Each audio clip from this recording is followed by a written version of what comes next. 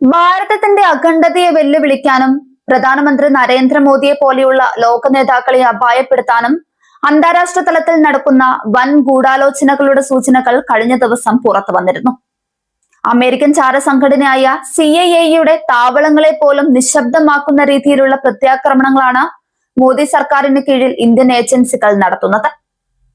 ബംഗ്ലാദേശിലെ ധാക്കയിൽ അതീവ രഹസ്യമായി നടന്ന ഒരു വധശ്രമ ഗൂഢാലോചന മുതൽ വടക്കുകിഴക്കൻ സംസ്ഥാനങ്ങളിൽ കലാപമാളി കത്തിക്കാനെത്തിയ അമേരിക്കൻ ഏജന്റിനെ വിലങ്ങുവെച്ചത് വരെയുള്ള സംഭവങ്ങൾ ഭാരതത്തിന്റെ സുരക്ഷാ സേന എത്രത്തോളം സജ്ജമാണെന്ന് തെളിയിക്കുന്നുണ്ട്. വിദേശ ശക്തികളുടെ സഹായത്തോടെ രാജ്യത്തെ വിഘടനവാദം വളർത്താൻ ശ്രമിക്കുന്നവർക്കുള്ള കൃത്യമായ മുന്നറിയിപ്പാണ് കഴിഞ്ഞ ദിവസങ്ങളിൽ നടന്ന അറസ്റ്റുകൾ. ലോകരാജ്യങ്ങൾക്കിടയിൽ ഭാരതം പുലർത്തുന്ന നിർണായക സ്വാധീനവും ശത്രുക്കളുടെ ചതിക്കുഴികൾ മുൻകൂട്ടി തിരിച്ചറിയാനുള്ള മോദി സർക്കാരിന്റെ ചാണക്യതന്ത്രങ്ങളും പരിശോധിക്കാം. നിശബ്ദമായ കരുനീക്കങ്ങളുമായാണ് മോദി സർക്കാർ അമേരിക്കയുടെ ചാരസംഘടനയായ CIA വരെ ഞെട്ടിച്ചത്. CIA ഏജന്റ് എന്ന് കരുതപ്പെടുന്ന US സ്പെഷ്യൽ സർവീസ് ഉദ്യോഗസ്ഥനായ ടെറൻസ് ആർവെലെ ജാക്സൺ പ്രധാനമന്ത്രി നരേന്ദ്രമോദിയെ വധിക്കാനാണ് ബംഗ്ലാദേശിലെ ധാക്കയിലുള്ള ഷെറാട്ടൺ ഹോട്ടലിൽ മുറിയെടുത്തത് എന്ന് വേണം കരുതാൻ. മോദി SCO സമ്മേളനത്തിന് ചൈനയിലേക്ക് പുറപ്പെടുന്നത് അമേരിക്കയെ വളരെയധികം അസ്വസ്ഥതപ്പെടുത്തിയിരുന്നു. അന്ന് ചൈനയിൽ വെച്ച് മോദി ചൈനീസ് പ്രസിഡന്റ് ഷീ ജിൻപിങ്ങിനെയും റഷ്യൻ പ്രസിഡന്റ് വ്ളാഡിമിർ പുടിനെയും കണ്ടു. ഈ സമയത്ത് തന്നെയാണ് ധാക്കയിലെ ഷെറാട്ടൺ ഹോട്ടലിൽ അമേരിക്കയുടെ സ്പെഷ്യൽ ഏജന്റായ ടെറൻസ് ആർവെലെ ജാക്സനെ വെടിയേറ്റ് മരിച്ച നിലയിൽ കാണപ്പെട്ടത്. ആരാണ് ടെറൻസ് ആർവെലെ ജാക്സനെ വധിച്ചത് എന്നത് ഇന്നും ദുരൂഹമായി തുടരുന്നു. ഏറ്റവും വലിയ തമാശ, ബംഗ്ലാദേശിലെ പോലീസിനെ പോലും ഷെറട്ടണിലെ ആ ഹോട്ടൽ മുറിയിലേക്ക് പ്രവേശിക്കാൻ അമേരിക്ക അനുവദിച്ചില്ല എന്നതാണ്. ടെറൻസ് ആർവെലെ ജാക്സന്റെ മൃതദേഹം രഹസ്യമായാണ് ധാക്കയിൽ നിന്നും അമേരിക്കയിലേക്ക് കൊണ്ടുപോയത്. കഴിഞ്ഞ ദിവസം വടക്ക് കിഴക്കൻ സംസ്ഥാനങ്ങളായ മണിപ്പൂർ, മിസോറാം സംസ്ഥാനങ്ങളിലെ വിഘടനവാദ ഗ്രൂപ്പുകൾക്ക് ആയുധ പരിശീലനവും ഡ്രോൺ പരിശീലനവും നൽകാൻ അമേരിക്കയിൽ നിന്നും ഒരു ചാരൻ ഇന്ത്യയിലെത്തിയിരുന്നു.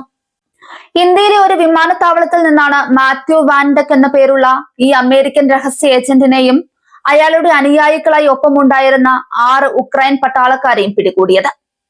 ഇവർ മ്യാൻമറിലേക്ക് കടക്കാനുള്ള ശ്രമത്തിലായിരുന്നു. പക്ഷെ അതിനിടയിൽ കയ്യിൽ വിലങ്ങ് വീണു. റഷ്യയിലെ രഹസ്യ ഇന്റലിജൻസ് വിഭാഗത്തിൽ നിന്നും കിട്ടിയ അറിവിന്റെ അടിസ്ഥാനത്തിലാണ് മാത്യു വാൻഡക്കിനെ പിടികൂടാൻ പറ്റിയത്. NIA ആണ് മാത്യു വാൻഡക്കിനെ പിടികൂടിയത്. ഡൽഹി കോടതി ഈ 7 വിദേശികളെ 11 ദിവസത്തേക്ക് NIA കസ്റ്റഡിയിൽ നൽകി.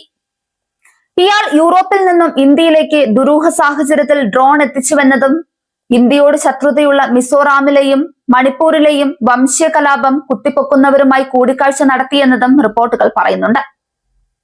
മിലിറ്ററി ഗ്രേഡുള്ള ആയുധങ്ങളിലാണ് മണിപ്പൂരിലെ വിഘടനവാദികൾക്ക് ഇത്തരം വിദേശ ഏജന്റുമാർ പരിശീലനം നൽകുന്നത്. അതുകൊണ്ട് തന്നെയാണ് അവിടെ വിഘടനവാദികളെ ഒതുക്കുക എന്ന ദൗത്യം ഇന്ത്യൻ പട്ടാളത്തിനും ശ്രമകരമാക്കുന്നത്. ഇന്ത്യയിൽ നിന്ന് മടങ്ങാൻ ശ്രമിക്കുന്നതിനിടെ ലക്നൌ, ഡൽഹി, കൊൽക്കത്ത വിമാനത്താവളങ്ങളിൽ വെച്ചാണ് അവരെ അറസ്റ്റ് ചെയ്തതെന്ന് ചില റിപ്പോർട്ടുകൾ പറയുന്നുണ്ട്. മ്യാൻമറുമായി 500 കിലോമീറ്ററിലധികം നീളമുള്ള അതിർത്തി പങ്കിടുന്ന മിസോറാം വിദേശ പൗരന്മാർക്ക് നിയന്ത്രിത പ്രദേശമാണ്. FIR അനുസരിച്ച് ഈ 7 പേർ മ്യാൻമറിലേക്ക് അതിർത്തി കടക്കുന്നതിന് മുൻപ് മിസോറാമിൽ വന്നിറങ്ങിയതായും അവിടെ ഇന്ത്യയോട് ശത്രുതയുള്ള വംശീയ വിഭാഗങ്ങളിലെ ചില അംഗങ്ങളെ കണ്ടുമുട്ടിയതായും ആരോപിക്കപ്പെടുന്നുണ്ട്. കൂടാതെ പ്രതികൾ യൂറോപ്പിൽ നിന്ന് മിസോറാമിൽ ഡ്രോണുകൾ എത്തിച്ച് അതിർത്തി കടത്തിയെന്നും പറയപ്പെടുന്നു. വിദേശികളെ ശനിയാഴ്ച ഡ്യൂട്ടി മജിസ്ട്രേറ്റിന് മുന്നിൽ ഹാജരാക്കി. അദ്ദേഹം അവരെ 3 ദിവസത്തേക്ക് കസ്റ്റഡിയിൽ വിട്ടു. തുടർന്ന് തിങ്കളാഴ്ച മറ്റൊരു കോടതിയിൽ വാദം കേൾക്കൽ നടന്നു. അവരെ 11 ദിവസത്തേക്ക് NIA കസ്റ്റഡിയിൽ വിട്ടതായി വൃത്തങ്ങൾ കൂട്ടിച്ചേർത്തു. എന്തായാലും കഴിഞ്ഞ ദിവസം പുറത്തു വന്ന വീഡിയോയിൽ മാത്യു വാൻഡൈക്കിനെ വീൽചെയറിൽ കൊണ്ടുപോകുന്ന ദൃശ്യം വൈറലായി പ്രചരിച്ചിരുന്നു. മോദി സർക്കാരിനോട് കളിച്ചാൽ ഇതായിരിക്കും വിധി എന്ന രീതിയിലാണ് ഈ വീഡിയോ സമൂഹ മാധ്യമങ്ങളിൽ വ്യാപകമായി പങ്കുവയ്ക്കപ്പെട്ടത്.